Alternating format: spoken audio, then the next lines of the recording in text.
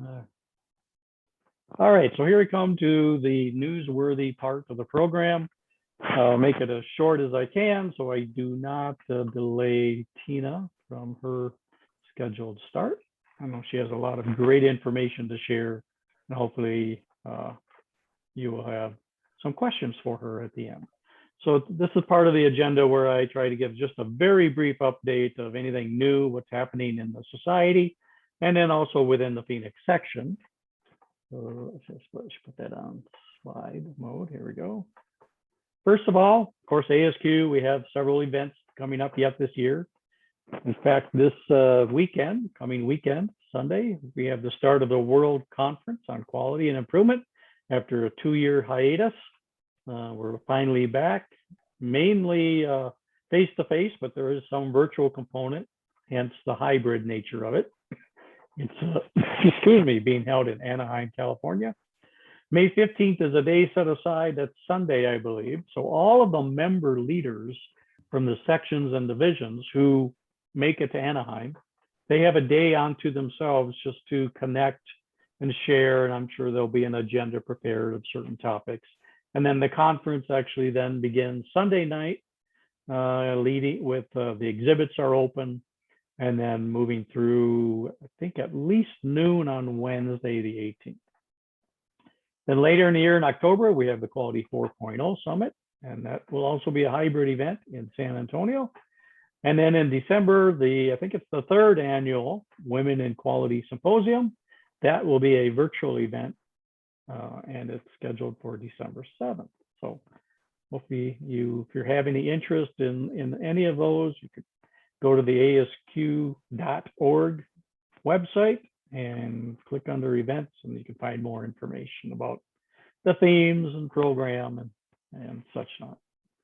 All right, now a little about the Phoenix section. These are our 5 growth strategies for the year. We're making good progress on all of them.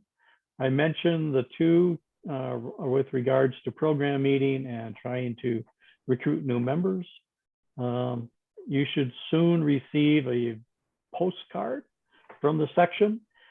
We took this approach because we have over 50 members who have opted out of email.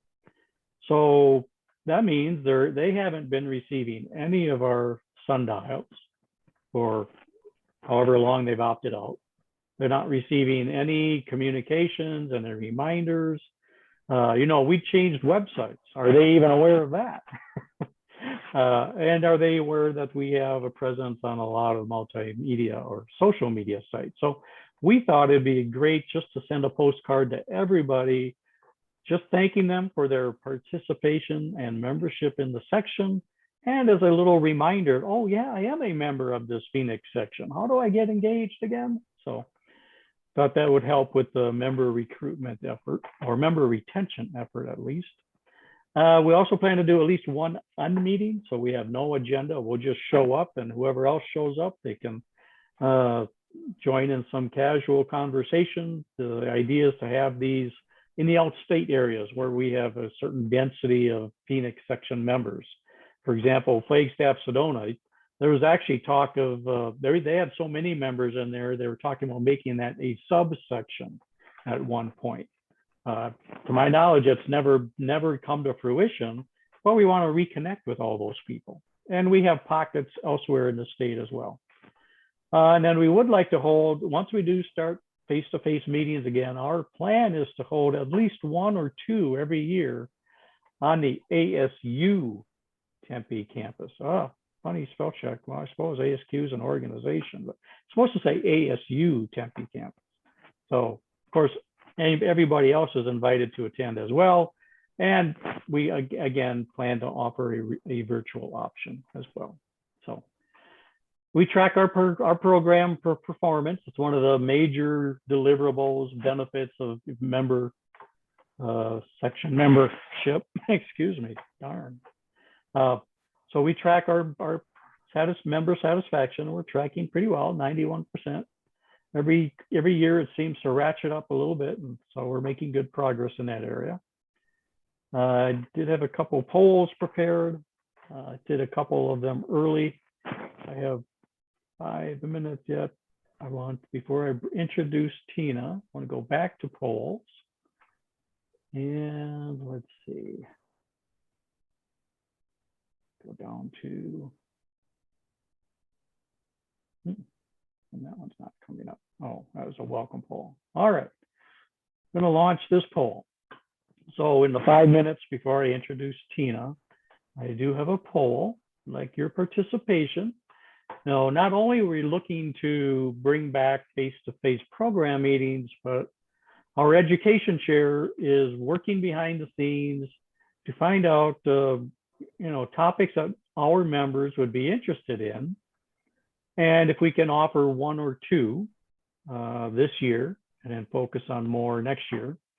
So we put the list together of topics that we are either in the midst of planning or based on what we heard from our members.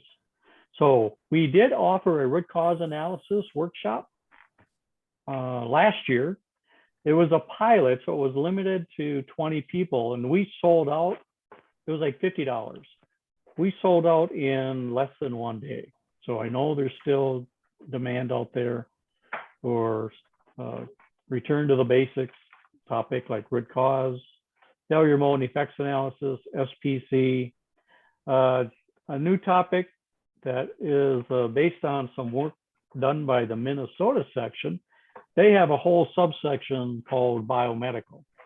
And I know we here in Arizona also have a strong medical industry, med device, pharmaceuticals, diagnostics. So they put together a workshop on understanding the med device QMS. So the, what is that, 13485, ISO 13485, and also talking about FDA regulation. And so they're going to teach you things, they're going to talk about things they don't teach you at work. So that might hold some interest. Process mapping, value stream mapping, all those types of flow charts and mapping. That was a member request, I believe, from last month. We've also heard from members who said, hey, would you guys ever think about putting on the certification exam preparation classes again? It's been many, many years, but looking at our member profile, there's quite a few of our members who are either certified quality engineers, quality auditors, or certified managers of quality and organizational excellence. So based on this poll will help give us a little bit of input as to perhaps the order that we would work to bring these to fruition. So I'm going to close that poll and now share the results. So this is what your response was to that question. So it looks like, top three kind of focused on basics, root cause, FMEA, and process mapping. It's always good for a refresher for the experienced member and good for as a primer for the newer quality professionals. All right, let's stop sharing that. Program meeting, just to get an idea of how big of a facility would we need, just to gauge. Again, this is a one point in time snapshot survey. We understand all that, but so we have, I think we currently have 40 participants on the call. Obviously, a good size of those 40 are not members of the section, meaning they're probably out state. So I could understand if they said, yeah, no, I prefer a virtual option, but so just kind of a ballpark, how many people might be interested when we do resume face-to-face meetings. And this gives us an idea for the size of the facility, how much food and beverage to bring in, that type of thing. So let's just go just for a few seconds longer.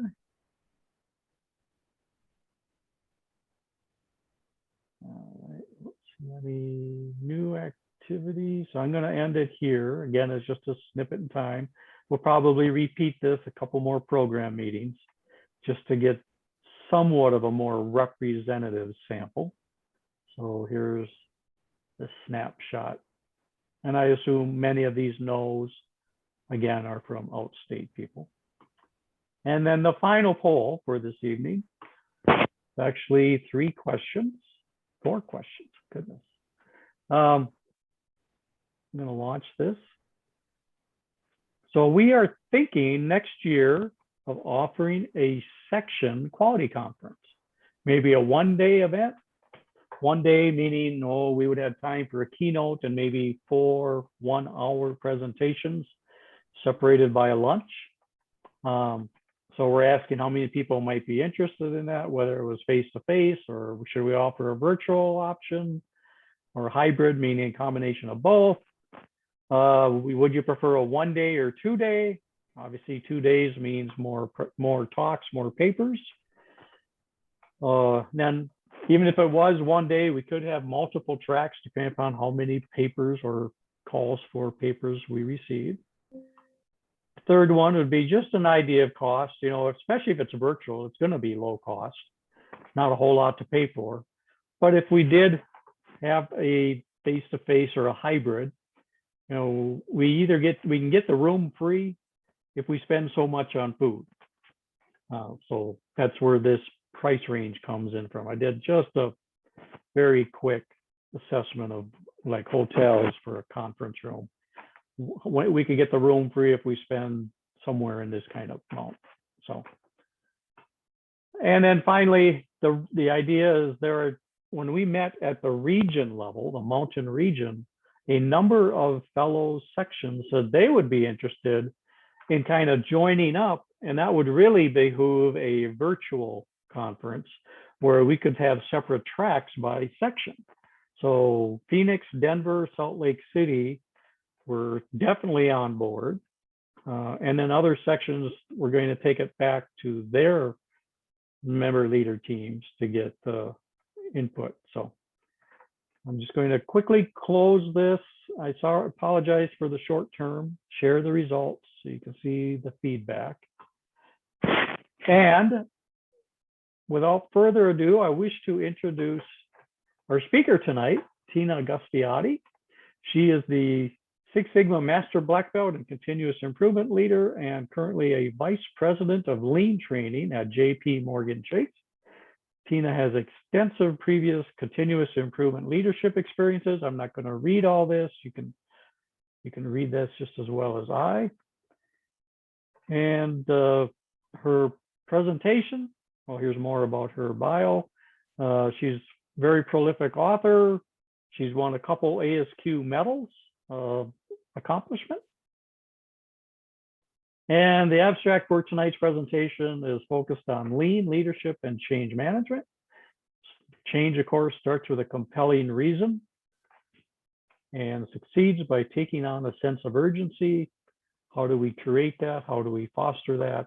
And most change efforts normally fail because of human factors, not the technical approach. So with that, I want to turn it over to Tina. Let me make Tina a co-host so she can speak. And then Tina, you wish for me to drive, is that right? So drive your slide? Yeah, sure. I'll just tell you when to, switch the slides, if that works. Sure. How's that?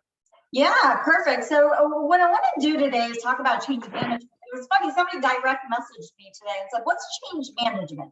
Well, that's our topic for today. So let me tell you what change management is. And we're going to really talk about lean leadership and influencing leaders. So go ahead and go to the next slide. And let's first talk about the common issues in culture adjustment. Can you go to the next slide?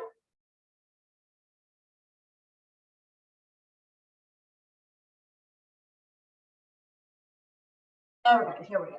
So to change the culture, we have to change the experiences, the management system, the behaviors, the tools, the practices.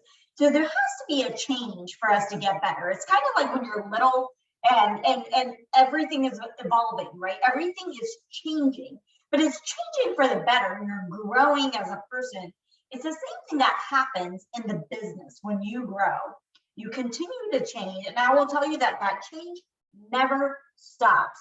That change goes on, and I'm talking about even now, like I've been doing this for a long time, and I continue to learn, and I continue to change, and I continue to have people teach me, and I teach people about change. So when it comes to lean leadership, what we talk about is a couple of few things, but there's truly a lean management operating system, right? This is a whole system. It's not a tool. I'm not going to tell you today about tools. Tools are great. Tools are wonderful, but it's really about a system, right? It's kind of like when I tell my kids in the morning, like, you know, it used to be they woke up in the morning, I had to tell them to go brush their teeth and go change their clothes and put their laundry away and go get breakfast. But now it's a system. The system becomes common human nature, right? It's daily management, but they're continuously improving. I mean, I recall even the little things that they said to me that they're going to improve day in and day out. I recall the day my son said to me, I don't want this toothbrush. I want an automated toothbrush. I want a faster way of doing things. And I think that about my everyday world, whether it's getting ready for the day or driving into work or anything I do at work. Checking my emails, doing my trainings, doing anything I do. But at the end of the day, it's all about respect for all people. So culture is 80% and tools is 20% of the results of the lean conversion. Respect for all people, I can't tell you how far this will get you. I talk a lot about emotional intelligence, and I will tell you, your intelligence will get you so far. Your IQ can get you so far. It can get you in the door in plenty of places. But your emotional intelligence, which includes your respect for all people, that's going to get you further down the road. That's really going to drive you to places. And remember, we won't get that until you have the respect for all people. And when I started talking about respect for all people, I started realizing, you know, where this came from. So if you can go to the next slide, what we started talking about is there a way for me? And there we go. Yeah, perfect. So I started with the Shingo model many years ago. And this is where I started really understanding that lean wasn't just about the tools. It was about the respect for the people, the humility, the change management. And that's what this is. So the core of what I'm going to talk about is right here in this slide. So the Shingo guiding principles, these are the basis for building a sustainable culture for organizational excellence. In the guiding principles, it's a diamond. You see this as a diamond. The principles are divided into 3 dimensions, and you can see them here: cultural enablers, continuous improvement, and enterprise alignment. So Dr. Shingo said, and this came straight from his mouth, it is universal truth that those who are not dissatisfied will never make any progress. Yet, even if one feels dissatisfaction, it must not be diverted into complaining. It must be actively linked to improvement. Think about that the next time you complain. So the first step a leader must take in leading a cultural transformation is understanding what each of the Shingo principles means.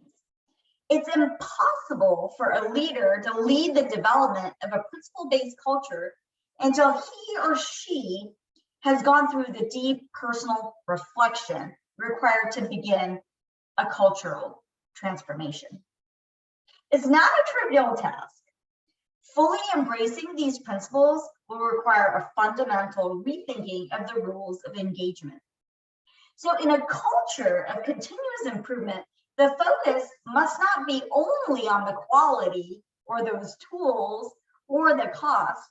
The organization must actually improve on all aspects given to the customer, provided by the employees, incorporation of all these aspects of value as we perceive it by the customer, whether it's the end customer or that internal customer.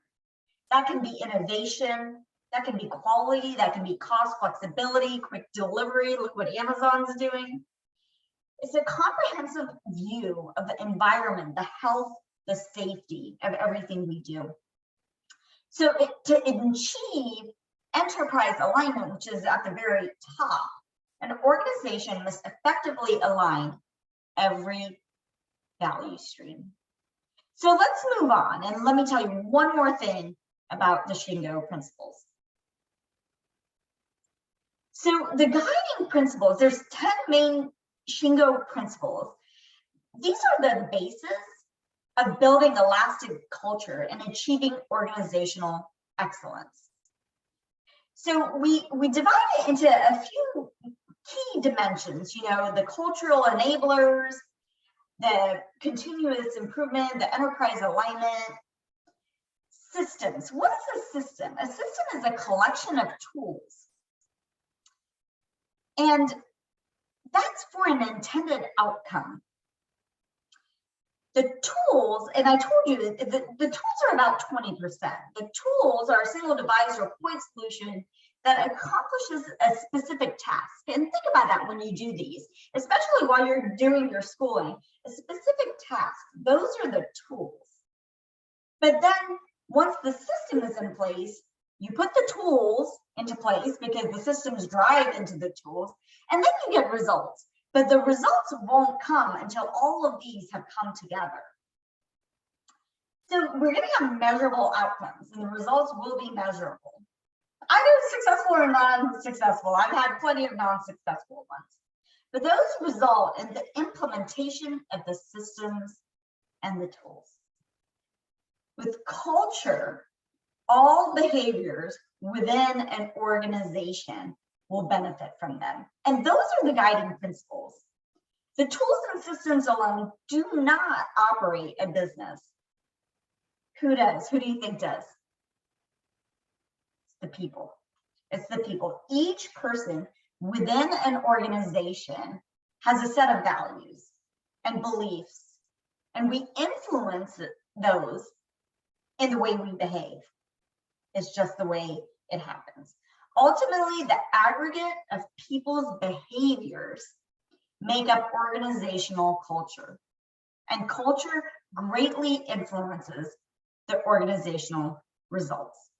So that, in a nutshell, is what change management is. So let's move on to lean leadership. Lean leadership, the only way to move a culture is to change the experiences people have in an organization. People will tend to embrace change when they have a role to play. Think about it when you want to get involved in a project. You want to get involved when you have a say, when you're bought in, when you truly believe in it. If not, you're just seen as a change target, right? You're really not bought in. Therefore, it's imperative that we're all engaged. Every person is engaged. So we have all these elements that are well built up, and we have the commitment between all of us, right? Not one of us. It's not, I told you to do this. And I think about that, like I mentioned with my children. When they ask me why, I don't say because I told you to. There's a reason behind it. Even some of the strict rules I have, you have to go to bed at this time. Why, mommy?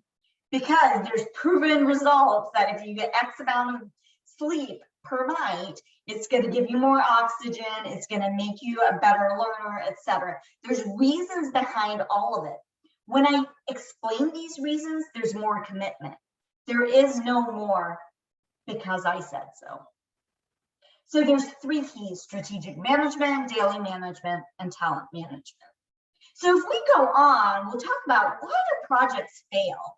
And this came from true studies. You know, why do projects fail? You can go to the next slide.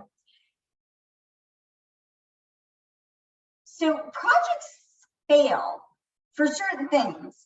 Resistance by employees, majority of the reason. Inadequate sponsorship. That's one of the big reasons. Sponsors aren't committed. Have you ever heard that term? We like to, you know, do you walk the walk or do you talk the talk, right? You have to make sure you're walking and talking and they're going back and forth the same, right? Thinking about unrealistic expectations. It's another reason. I mean, trust me, I want to go to the moon and back. Is that realistic? Probably not. So thinking about being realistic. There's a slew of these of why projects fail. You will all get this presentation, so definitely look through these at a later time. So when it comes to a lean management system, let's go on to the next slide, and we'll talk about, you know, what are these three main things? And it comes down to what is the business goal, right? There's work systems, there's management systems, and there's belief systems. So what is the business goal? If you set the goal right, this is what will be good for the business. No more, you know, updating whiteboards all the time. We're trying to make things better, things easier. That's what the work system will do, a streamlined workflow. Demand so that the business can match the capacity. Think about what happened through COVID. We had very little capacity to meet the demand. And with the work systems, we can manage that. And management systems, we're defining visions and targets, but they're understood by all of us, not just me, not just, you know, the leader, everybody. We're spending time coaching, thinking about capabilities, we're raising and solving and sharing problems. There's a good feedback loop. And then finally, with belief systems, this is all about transparency. Understanding the intent, not just the tools. I mentioned that tools are 20%, the intent. Having leaders commit to support the changes in a way that reinforces the value. So I want to talk quickly, if you go to the next slide, about a quick book that I read, and I urge you to go and read this book. So this book is called The Influencer, and the influencer model says that you want to do what is made as the undesirable desirable. You want to make the undesirable desirable. Sounds silly, right? Why would I want to do that? But a lot of times we're doing things we're doing because it's just the easiest way. It's just the easiest way of doing things. It's desirable. We need to make the wrong, easy way to do things undesirable or difficult to do and make the right things desirable to do. Think about that. Think about that thought that I just said. So we want to be motivated to have people do the right things the right way and make those desirable. We shouldn't go into changing individual behaviors, assuming that people really understand how to conduct themselves in this new behavior. I can't just say, oh, go do this, and you're supposed to understand what you're doing. So there's three main parts of it: individual, social, structural. So from a social standpoint, we want to make sure that everyone around the person is changing, or in the system being changed is consistent. We can do this in a couple of ways. We have to think about peer pressure, harnessing peer pressure.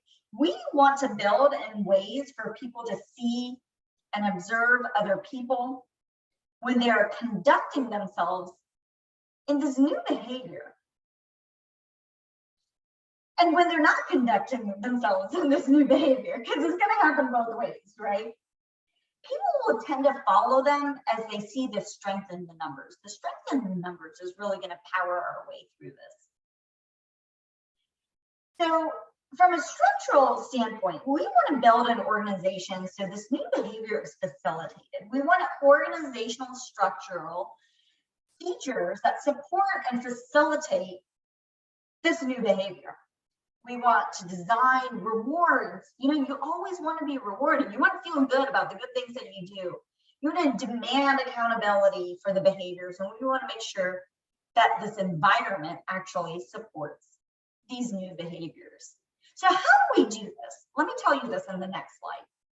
There's a couple of factors resulting in responsibility. For each of these factors that we're going to change, we have to think about motivation and ability. There's two parts. You're either motivated to do it or you're not, right? You have skill and a will. Do you need this to change? You need both the skill and the will to change. So as an individual, I need to be able to answer for the individual. Does that individual want to be responsible in whatever social responsibility we're talking about? Do they know how to be responsible? From a social standpoint, do they want to be responsible like those around them? And do those around me keep me accountable?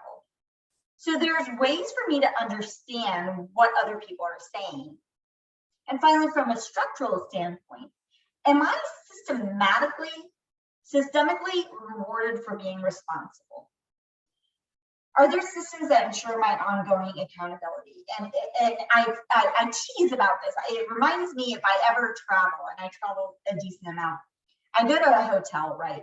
Individually, I think about what I want to do in my hotel room to be responsible, right? So I think about if it's just me, my family's at home, do I make my bed? Do I hang the towels up? Am I individually wanting to be responsible, right?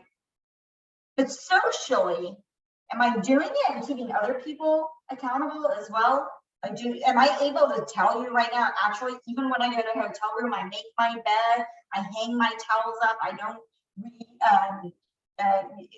don't use new towels all the time. I try to reuse just as much as like I was at home. I turn my lights off in the hotel. I do all the things individually that I would at home. And I socially am able to talk about that because I individually do that. But structurally, am I rewarded for that? I don't know if anybody remembers during this whole situation with COVID and everything that happened, they stopped giving housekeeping and so forth because of COVID. But then they started giving you rewards. I recall I'm a Marriott member, and they said, if you stay for over 3 days, you can ask for housekeeping. But if you don't ask for housekeeping, they'll give you 500 points in rewards. So am I being rewarded for being responsible? Think about that as well. All right, let's move on and talk now about influencing leaders. So you all are in a great position for this, right? You're going to start influencing leaders. And keep in mind, a lot of you are probably young professionals moving up and becoming the new leaders. You are our new world. You are. I'm telling you that right now. So how do you influence the leaders? And that's a difficult thing to do. So keep in mind, a lot of us, we've been doing this for a long time, right? Why do I want to listen to new ideas? Why do I want to hear what you have to say? So we have to understand how to influence leaders. And then number one is knowing that individual. So knowing the customer, understanding that project, appreciating that person, respecting that person, and appreciating the company. Understanding the goals. The goals can be the company, the business, the person. Are there emotional needs that we can help with? Making people's lives easier is everything we all want. We all want that. I want my life easier, trust me. So making people's lives easier through understanding goals and being able to coach towards it. That's going to help you influence leaders. What are your WIGs, I call it? Wildly important goals. I read this from Stephen Covey, who I believe it had a great deal to do with change management. You may be a little bit younger than me, but I grew up reading all of Stephen Covey's books. WIGs, wildly important goals. What are your wildly important goals? Together, we can rally as a team and figure out what is our big goal. So let me go on. I'm going to give you a few more tips about influencing leaders. So the next one, do your homework. Know what you already know. You can move on to the next slide. Think about what you believe about the issue, the criteria, how you're going to make those decisions, and make that connections. Show clearly and concisely how to ask, solutions, recommendations, right? Make that connection. Remember, you're our new future. You truly are. So focus on those results and not the activity. Tell us what has been or will be achieved. We may applaud that effort, but we will act on the results. It always works that way. I have this saying, it's called EOE, egos, opinions, and emotions. If you take away those egos, opinions, and emotions, and you have data-driven results, you're going to get pretty far in life. And finally, I've been preaching this, and I will continue. Show respect for the people. Respect for every individual naturally includes respect for customers, suppliers, and the community and society in general. The only thing of real importance that leaders do is to create and manage culture. So I'll quickly talk about this. When it comes to managing projects, it's not so much about the culture, but positivity in your workforce is imperative in order to maintain sustainable relationships, especially with your upper management. And that's why I bring this up. Managing your boss, that's a hard thing to do, right? Managing your boss, it's tough. Because, you know, the boss, it normally used to be the boss says, this is what it is. And you went and did what the boss said. But now it's a little bit different with the cultural change. We're able to manage your boss in a way that isn't overpowering. It shows effective communication. It shows your better relationship in a positive way. So this is done through listening, comparison of perspectives, and your understanding of one another. Once you learn your employees and your associates and your manager, it will be understood on how to adapt the different environments and personalities. So letting employees and management know that you're learning, that you're listening, and the better that you are at changing your actions, you'll begin gaining the respect that you deserve. And you do deserve every bit of that respect. But you know what they say, what's that saying, you know, respect is earned, not given. And that's what we're talking about today. So ensure you're giving positive feedback, it's not overpowering. If the relationships that you have need work, don't rely on others to make the first move. You may make the initiative for those improvement steps. Always treat anyone you deal with by having respect for them and always being courteous. So let's move on. Leading in a lean environment. We build the vision. We need the establishment. We foster lean learning. We have commitment. You're either in or out. Sitting on the sideline will not work.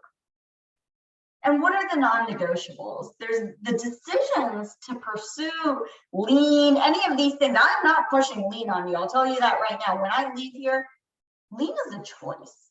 I'm not going to make you do lean. I'm not going to do lean to you. Lean is a choice. It's a commitment. It has to be viewed the way you view it.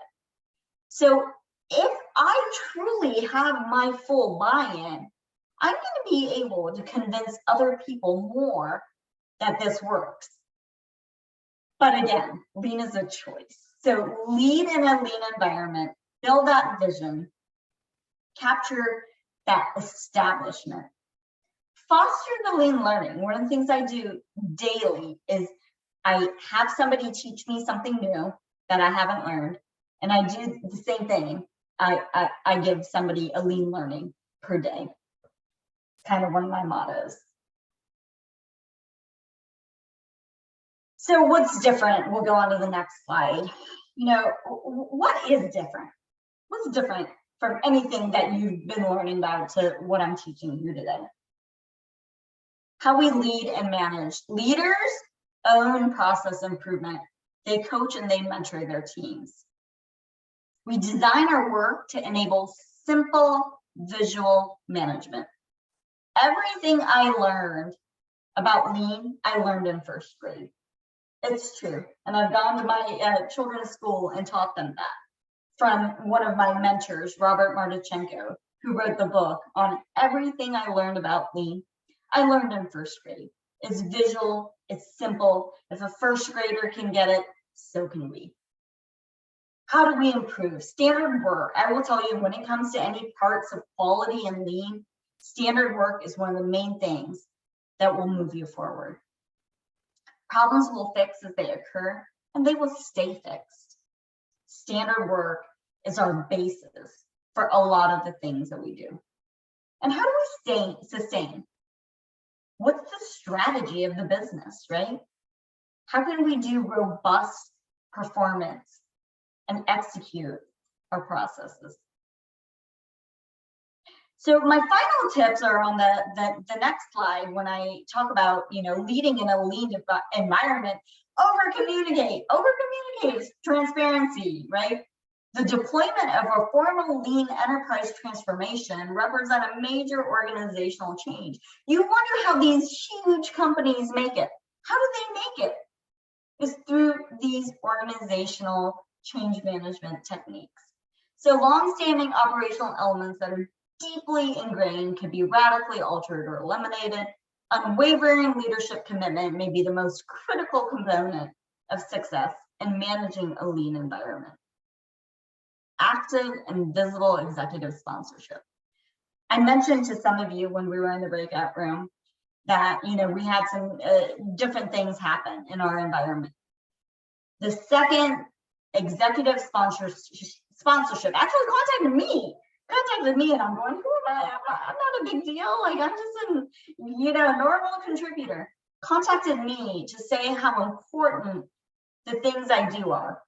That shows you visible executive sponsorship. That's the #1 contributor to change management success. Your lack of commitment will be immediately visible to the team, and we have to address that. So let's go to the next slide. You may have seen this before. It's out on like Google or whatever, but leading in a lean environment, where do we want to be? You're empowered, or follow the rules. Somebody said this to me today, literally. I got DoorDash today because I had a lot going on. And she had to press confirm when she gives me my order.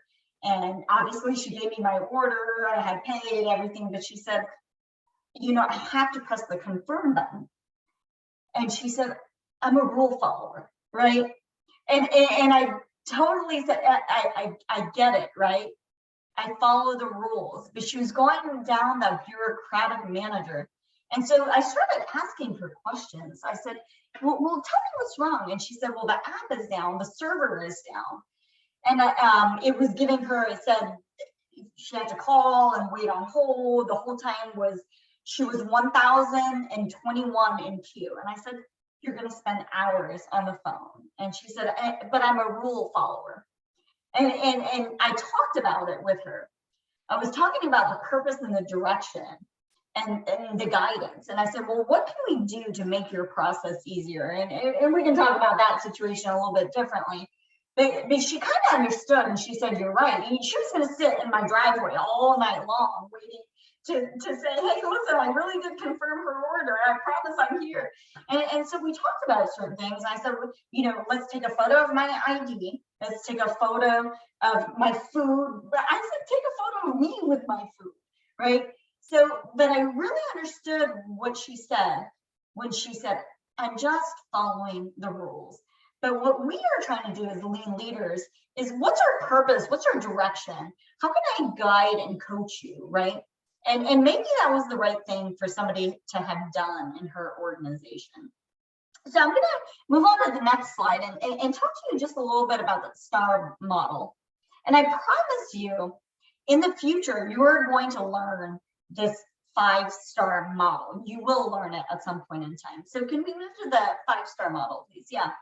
So strategy and guidance, which is your vision, mission, tagline, your burning platform, right? Why are we here? This is how we implement the organization strategy effectively, right? And then what's the structure? What's the linkages? Who's reporting to who? Like, how do I know what I'm doing is the right thing to do? What are the systems and processes? How do I make these decisions? When the lady at DoorDash didn't know how to make that decision for herself, where was that guideline, right? For that rapid problem solving? Did you really want her to sit in my driveway for probably over a day, saying, I promise, I committed. I gave her my order. She even said to me, she said, go ahead and eat, ma'am. You're going to be waiting too long for me. But where was that system, that process for decision making? How was she empowered? And was she scared? Was she scared that she was going to get in trouble? Was she scared she was going to lose her job? Clearly she was, because she said, I'm a rule follower, right?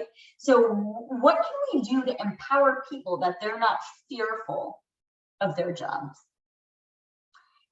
Metrics and rewards. Recognizing the right behavior and the results. And then finally, the people. Building people capabilities and succession planning. Making sure people are growing, right? I normally know very few people that go into a job and say, I want to do this for the rest of my life. Most people say, I want to do this and I want to grow and I want to continue to grow and continue to grow. All right, so let's go to the next slide. And I'm literally going to barely skip over this slide. This is more of a placeholder for you, guiding questions for stakeholders. But think about your stakeholder group, the key individuals, and then the engagement action. So again, this is for your reference to think about what are the questions I should be asking. You know, I mentioned a lot to you, it's all about leadership, engaging leaders, showing that kind of lean leadership, but what are the questions I can ask? And here's a list for you. So let's just move on to the next slide. And this is all I have, I promise. I have the next slide and then just my finale. So what are the critical takeaways of lean leadership? And when we open it up to questions, I'm going to ask you this. But I'm going to say some things that, might question you, but do not accept it.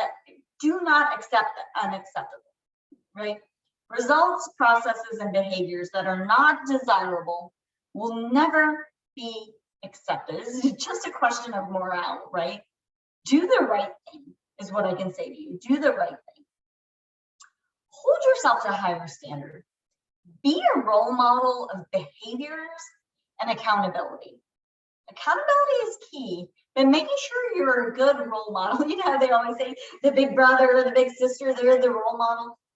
It's true. That's the reason these rules, come into place.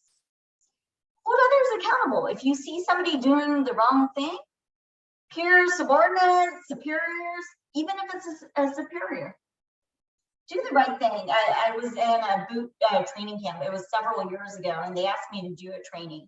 And they were very, very strict. They told everybody no phones, no cell phones, no laptops, and we are going to pay attention to the training. And everybody said, yes, absolutely. We adhere, they understood it was going to take away. We were spending a lot of money. They flew us to Utah. And we were going to an expensive plant where we were going to view the plant and view their plans and so forth. So it was a big deal, and they wanted to make sure there was no distraction. So everybody said yes, we will adhere by these rules. They understood the responsibility, and they truly did understand that.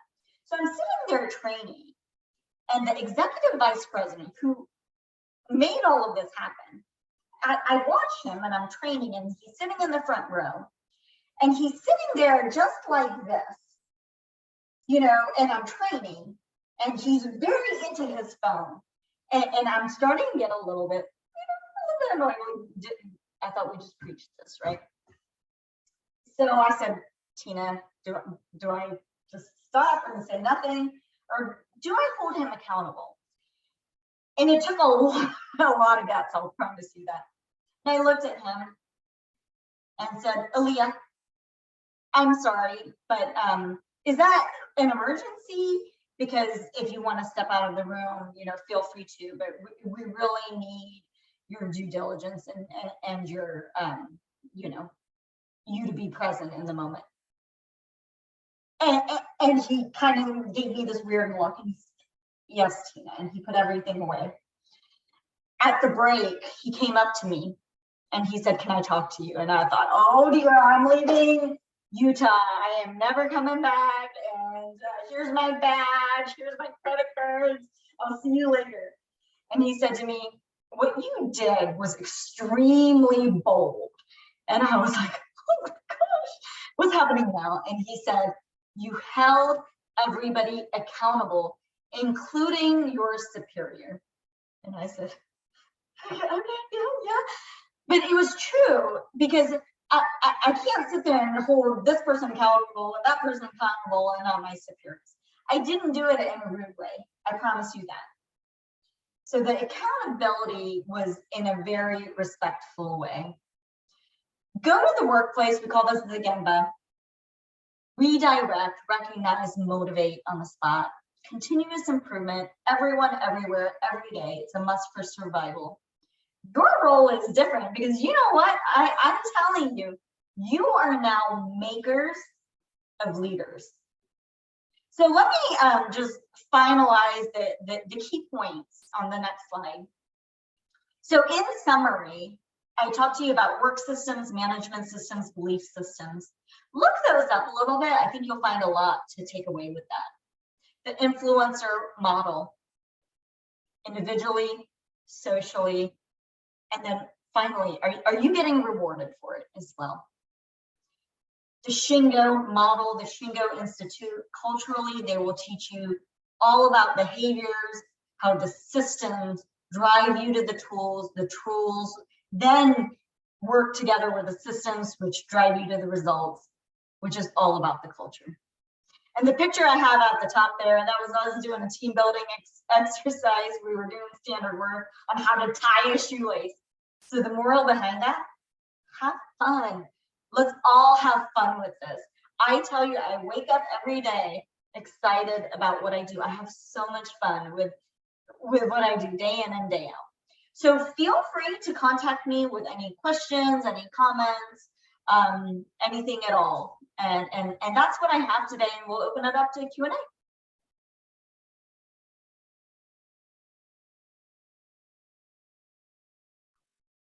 All right. Well, thank you very much, Tina. Does anybody have any questions for our speaker tonight?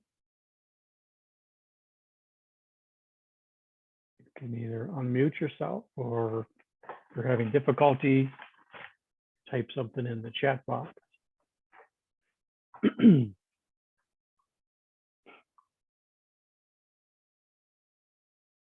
And everyone will get a copy of the presentation.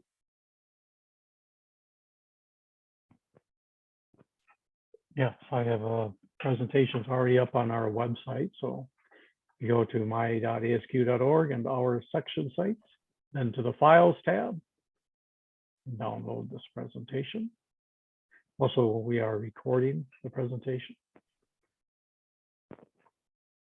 Anybody have any questions about anything Tina's presented tonight, or about lean and leadership, change management in general?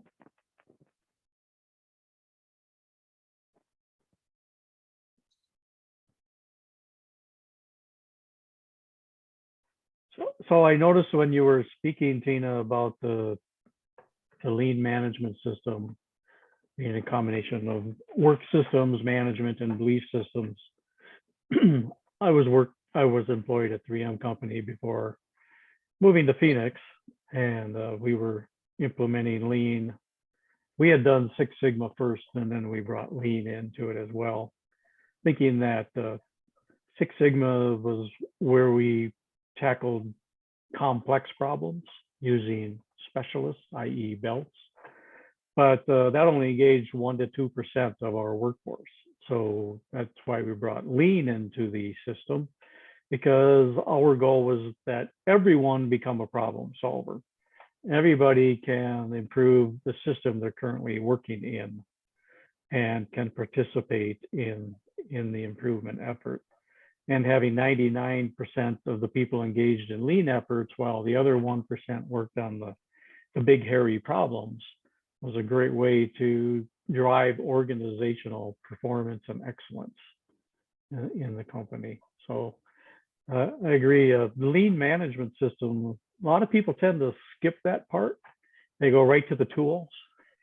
But as you said, without the culture there, and the management systems enhanced to consistently require the contribution and the participation by everybody, it's, you know, an organization just tends to struggle with any improvement effort. So that's, culture is everything, and without culture, your strategies are They may be the best strategies in the world, but if they're poorly implemented, they're really no better than having no strategy. Yeah. And culture can eat strategy for lunch. So you want to make these big Yes, or for changes. breakfast. If you don't have the culture to support it, to demand it, then it's going to fall by the wayside. It's just going to be the flavor of the month Yeah. type of initiative. We do Yeah, have Joseph just asked, would you agree that change management is the people side of managing change? And you said it better yourself. It is. It is. It absolutely is. Yeah. This is a great question. Can the culture be so ingrained that it could not be changed? So let me give you an example. I was watching the show. I love to cook. Cooking is my favorite thing to do in the world. And I'm watching the show with Guy Fieri. He goes to all these really popular restaurants and he sees what they're doing. And then it's a marketing tool for the rest of them as well. So he goes to this restaurant and they're making this big stew, this big like beef stew, and it looks delicious, right? But they make a big batch of it and they put it in the fridge, right? So after he's done making it, he mixes it with a big metal spoon, right? And he puts foil on it, and that big metal spoon, he keeps it in there. He keeps it in this big tin to put in the fridge. And Guy Fieri says to him, and you have to find this episode, it's so fun. Guy Fieri says to him, why did you just put that big metal spoon in that pot to put in the fridge? He said, we've been doing this for, 15 or 20 years. Like, we've just always done this. And Guy Fieri said, huh, you know what I mean? It was like, we've always done this. That's the best thing to say, right?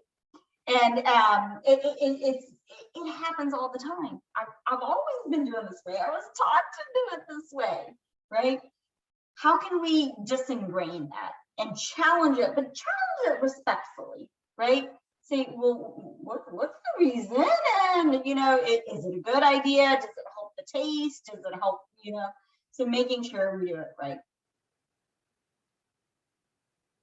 Andrew said, have you ever dealt with a situation in which continuous improvement lean efforts were viewed by management to lessen the number of employees? And I recall when I worked at Nestle, they truly thought I was there to remove employees. And I was like, and I remember this woman, she cried to me. She cried to me in the bathroom. She said, you're trying to get rid of my job. And I said, I promise you, I'm not trying to get rid of your job. I'm trying to make your job easier. And she didn't trust me. The morale was gone. It was very poor. So I had to really earn my trust. Really, like extra hard at this point in time.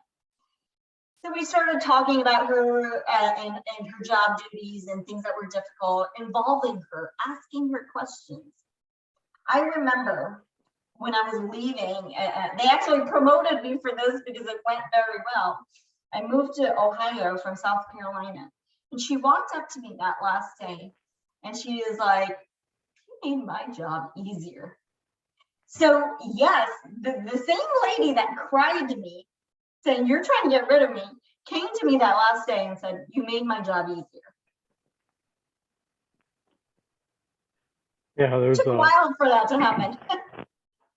Remember, there was a presentation someone giving on lean, and a similar question came up, and he opened his presentation with one sentence. It said, lean, L-E-A-N, does not mean less employees are needed, which unfortunately, I do believe that there are some organizations where they believe that is a direct benefit of lean.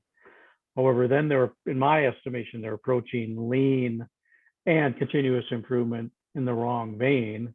Rather than reducing workforce, it should be to put our workforce to more meaningful work and to focus on improving the customer experience. Because quality is a never-ending task. Customer requirements are constantly changing. New customers are always finding you and demanding new or better products. And if you want to grow, you really have to understand your customers and what are their expectations and A lot of companies don't have the luxury of added workforce just to put into the customer listening posts, but that's because they're doing all this non-value added activity.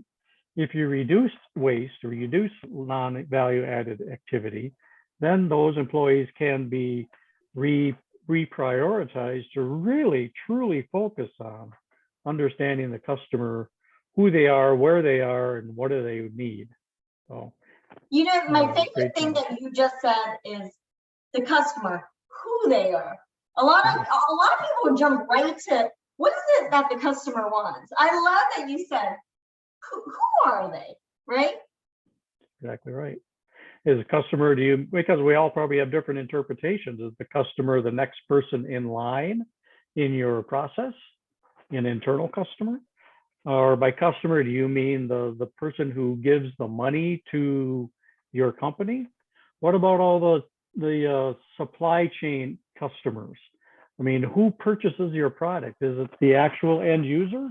Or is it a purchasing agent in a company who knows nothing about what the product is or how it works or what it's used for? They just know that they have to order this product. So who are the customers? And it's very important. Every one of those types of customers has a different need. And if we truly understood who all those customers were and what all of their specific requirements were, and if we could deliver on those expectations consistently, we would have more customers and more business than we would know what to do with. You know, Raphael has a very good question. If you had to implement lean in a new company, what would be the most important thing to start with? Management buy-in. Management buy-in. That's where I would start. Yeah, look for obvious piles of waste. That's the easiest way to start. Where are all your buckets of inventory? And then that's where you kind of bring in the goal, right? Theory of constraints. Why do you have these piles and buckets of inventory? Well, it's because this particular work center is kind of like the pacing center, and it can only go so fast, it can only produce so much. Meanwhile, all the other lines are suboptimized. Well, how can you subordinate that constraint?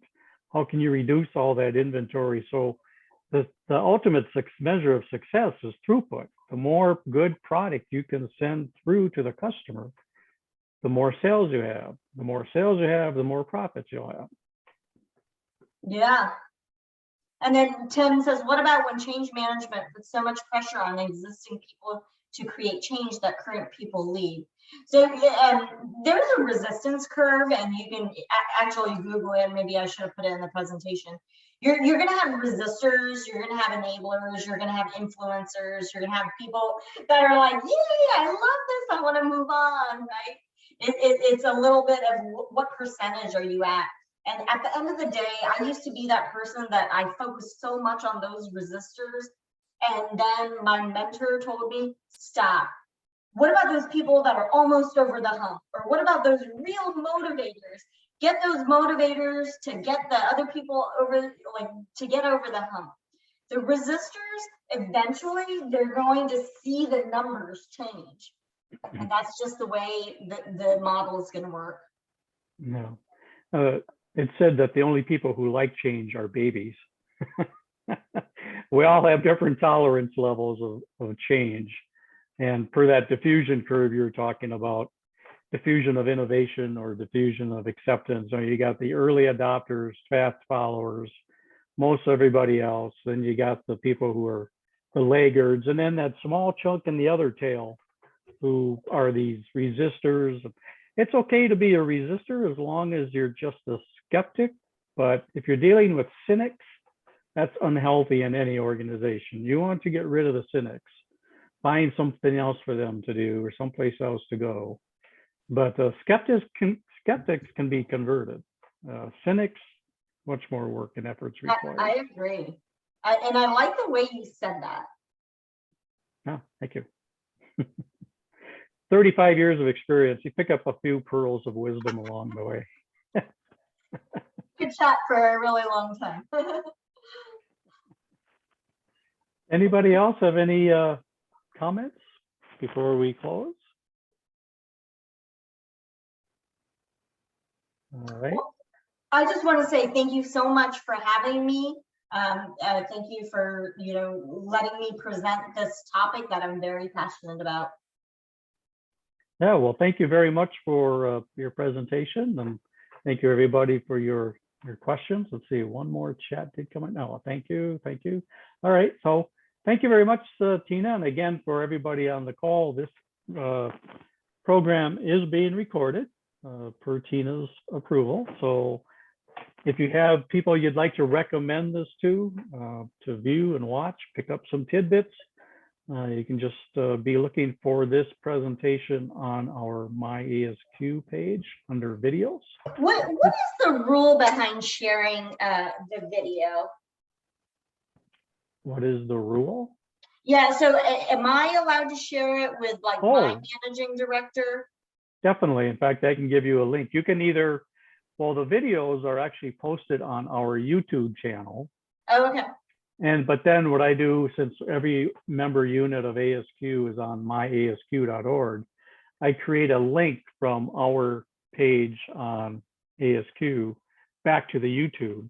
Because our YouTube channel, until you get so many hundreds of views, you don't get your own channel that you can name, for example, ASQ Phoenix. Until that point, you've got this long string of characters that makes absolutely no sense. It's very hard to communicate that hyperlink. So I can send you both the YouTube link and the My ASQ link. But yeah, and you're free to share any other presentation you find up on the website as well. So perfect. So here are a few of the books that Tina has authored or co-authored and or recommend. So see, she's been in the game for a while. And just a few closing comments before I wrap everything up. Again, you will each receive a meeting evaluation survey that will be coming from our Voice of Customer chair. And in that email, there will be the link to the survey, but then also you can find your RU certificate for attending tonight's program. If you've attended previous programs and you don't recall receiving the RU cert, please send a message to either myself or to our VOC chair or to that, let's see, ASQ0704 contact us at Gmail and just send us the date of the program. We can go look back through the attendee list, verify whether yes, you did attend, and then we can send you that RU cert. But we really would appreciate your feedback on how we did, and I'm sure Tina would appreciate some feedback on her performance as well. Then just a quick note about future program meetings. So coming up for the remainder of the year, you can see we have speakers lined up. We have the topics of their presentations. The December, we're not quite sure what we're doing yet. We might have a guest speaker. We may have our traditional holiday networking event. But be on the alert. We will be sending a notification once we do resume face-to-face programs. Again, all in the effort to create more of a community through improved networking. But it is, again, our plan to offer a virtual option for each of these meetings. Just a shout out to one of our partners, Sway, who is a local Bowdridge contingent. They have a webinar every third Thursday of the month. It's in the morning. And it's always on a topic dealing with one of the Bowdridge criteria. So here you see the speakers and the topic and abstract for this coming third Thursday event next week. These events are free. So if you have the time and you're interested, click on the link to register and you'll receive an email reminder. And final note, we are out on social media, a number of platforms. So if you like to stay in touch with the section and what we're doing, there's a wide variety of avenues to do that. And before I close, any final comments? Check the chats one more time. Will the registration list of attendees receive attendance confirmation? Well, when you receive the email from our VOC chair, that goes out to everybody who attended. So I guess if you don't receive anything within, give it 2 weeks, then I would check back with us and see if somehow you got missed. But John Linland's been doing an excellent job. I think he's only missed 1 or 2 people in the 2 years he's been on the job. So I want to thank everybody for your time and participation, and I want to wish all of you a happy and safe weekend. It's going to be a warm one. I've got to go touch base with my son back home in Minnesota. I just got an email that his farm was hit with a tornado. So hopefully not too severe, but I will sign off and say goodbye to everybody. Thank you very much for joining us. See you next month. Have a good night. Good night. Bye.